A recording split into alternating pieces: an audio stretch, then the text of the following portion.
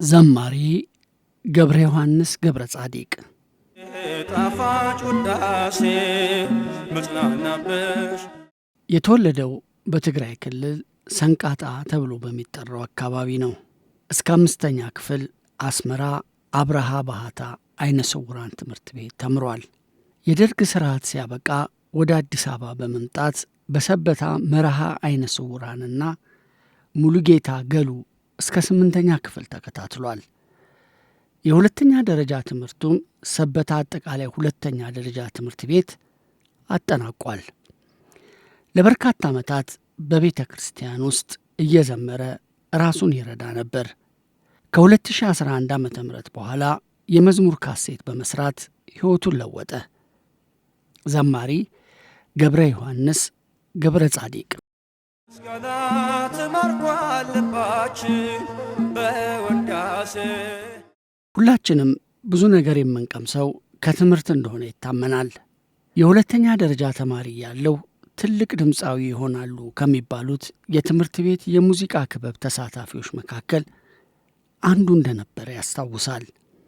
ግን ሕይወትን የምትኖራት ሰዎች በተነበዩልህ ሳይሆን እግዚአብሔር በሚያቀድልህ በመሆኑ አውደ ምሕረቱ ላይ ወጥቼ የእሱን ቃል እየዘመርኩ እገኛለሁ። ከዛ በፊት ግን በትምህርቴ ዩኒቨርሲቲ የሚያስገባኝ ውጤት ማምጣት ባለመቻሌ ኑሮን ለማሸነፍ በተለያዩ የባህል ምሽት ቤቶች ከአንድ ወር ላልዘለለ ጊዜም ሰርቻለሁ። ይህ በዓለማዊ ሙዚቃ ተሳትፎዬ የመጀመሪያውና የመጨረሻው ነው። በሚገርም ሁኔታ አንድ ወር በኋላ የምሽት ሥራው ሊጥመኝ አልቻለም። ብር ባገኝም ሰው በተኛበት ሰዓት እልህ አስጨራሽ ሥራ እየተሰላችሁ መሥራት ምንም አልተመቸኝም። እግዜር ሲፈጥረው ቀን ለሰራዊት ሌሊት ለአራዊት ነው። እኔ ግን እንደ ሰው ሳይሆን ሌሊቱን ስንጨፍር ነበር የማድረው። እነዚህ ሁኔታዎች ለምንድን ነው ዘፈን የምዘፍነው? ለምን እግዚአብሔርን በዝማሬ አላገለግለውም? የሚሉ ምኞቶች በውስጥ ያደሩ። ምኞቱም መሆነንና ከዓለማዊ ሙዚቃ ተገለልኩ። ለመብላት ለመጠጣት ብር ቢያስፈልገኝም ከእንዲህ አይነት ሕይወት መገላገሌ የህሊና ሰላም ሰጥቶኛል ብሎ ነበር አንድ ጉዳይ ለተሰኘው አምድ በአዲስ ጉዳይ መጽሔት መስከረም 18 2006 ዓ.ም አይኔ ብርሃን። ይህንን ዓለማዊ ሙዚቃ ሲሰናበት ብዙ መከራዎችንና ፈተናዎችን ተቀብሏል። በጣም ችግር ውስጥ ወድቋል፣ ተርቧል።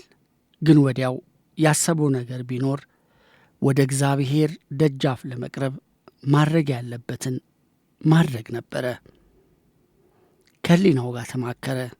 ከሁሉም 4 ኪሎ ወደሚገኘው ሥላሴ ቤተ ክርስቲያን አቀና። ቅድስተ ማርያም፣ ግቢ ገብርኤል፣ ባህታ ለማርያም ደብሮችን ተጠጋ። እየዘመረ ሕይወቱን መግፋት ጀመረ። ከማህፀን እስከ ሽምግልና በጊዜው ማንነቱ ይሞግተው ነበር። ግን ችግር ሳይወድ በግድ ሁሉን ነገር አላመደው። ሰው ግን በሁለት ጎራ ተከፍሎ ነበር ይሰማው የነበረው። ግማሹ ዝማሬውን ከሰማ በኋላ የሚያደርግለት ድጋፍ፣ ሌላው ደግሞ በፍጹም ይህ ሰው የእግዚአብሔርን ቃል እያሰማን ለምንሰማው ዝማሬ እየከፈልነው ነው የሚል መንፈስ የሚያስብ ነው። እግዚአብሔር ተዋጊ ነው፣ ስሙም እግዚአብሔር ነው። አንዳንዶች ደግሞ የእግዚአብሔርን ቃል ነው መልሰህ በዝማሬ የምትነግረን ይሉት ነበር። 5 ዓመት ሙሉ በዚህ ሁኔታ ቀጠለ። በ2000 ዓመተ ምህረት ከቅዱስ ራጉኤል መዝሙር ቤት ባለቤት ጋር ባደረገው የሥራ ስምምነት መሠረት የመጀመሪያ የመዝሙር ካሴቱ ሊታተም ቻለ። አምላኬ መቅደስን እወድዋለሁ። ሰው ምንጊዜም ቢሆን ብዙ እርምጃ ያራምድህም። ከዚህ አንጻር ይሄ ነው ብዬ የምጠቅሰው በእኔ ሕይወት ውስጥ ለውጥ ያመጣ ሰው የለም። እግዚአብሔር ለሁላችንም ያደርጋል። ግን ለእኔ ለየት ያለ ነው ብዬ ብናገር የተጋነን አይሆንብኝም። ዛሬ ላይ ወዳለሁበት ሕይወት ለመምጣት የተከፈለው ነገር በጣም ብዙ ነው። አሁን የሚሰማኝ ስሜት ያለፍኩባቸውን ችግሮች ምንም እንዳልደረሱብኝ ነው የሚሰማኝ። ለምን ቢባል እግዚአብሔር ሲሰጥና ሲያደርግ የነበረውን ሁሉ አስረስቶ እንደ አዲስ ነው የሚያጥበው ይላል ገብረ ዮሐንስ ከ17 ዓመት በፊት ለአዲስ ጉዳይ በሰጠው ቃለ ምልልስ። ካሴቱ በ2001 ዓ.ም ለህትመት በቃ። እስካሁን ድረስ ብዙ ሰዎችን እያስተማረና ግንዛቤ እየሰጠ ተደማጭነቱ ዛሬ ላይ ደረሰ።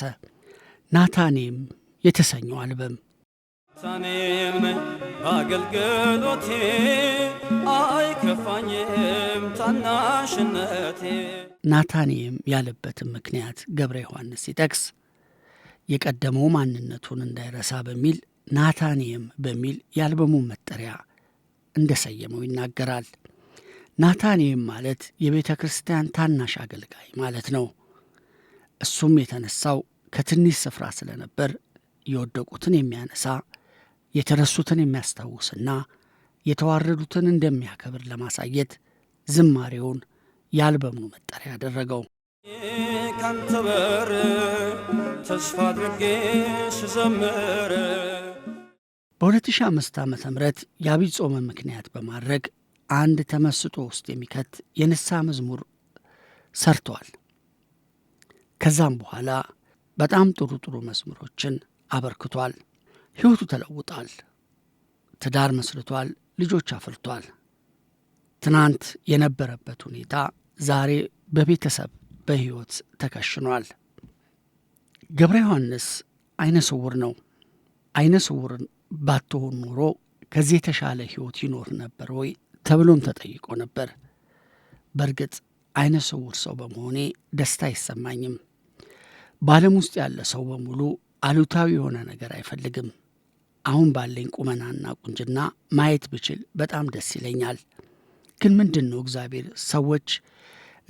ሰዎች በተለያየ መልክ ስለሚፈጥር የኔን አለማየት እግዚአብሔር ሐሳቡን ሊገልጽበት ነው ብዬ ስለማመን በአንጻራዊነት ከተመለከትከው ትክክል ነው።